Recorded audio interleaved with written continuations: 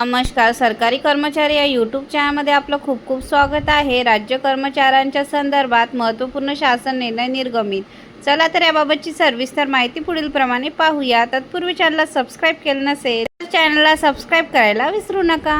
राज्य अधिकारी कर्मचाऱ्यांच्या संदर्भात दिनांक 1 एप्रिल 2026 रोजी 4 मोठे महत्त्वपूर्ण शासन निर्णय निर्गमित करण्यात आलेले आहेत. एक, वित्त विभाग नवीन सेवार्थ प्रणालीची प्रभावी अंमलबजावणी करण्याच्या अनुषंगाने सर्व प्रशासकीय विभाग अंतर्गत पुणे विभागातील सर्व आहार व वितरण अधिकाऱ्यांच्या द्यावयाच्या सूचना संदर्भात महत्त्वपूर्ण शासन निर्णय निर्गमित करण्यात आलेला आहे. शालेय शिक्षण व क्रीडा विभाग कायम विना अनुदान तत्वावर मान्यता दिलेल्या तथापि मूल्यांकनाचा व अनुदानाच्या निकषामध्ये वारंवार अपात्र झालेल्या खाजगी प्राथमिक शाळा व तुकड्याबाबत शालेय शिक्षण व क्रीडा विभागामार्फत निर्णय निर्गमित करण्यात आलेला आहे.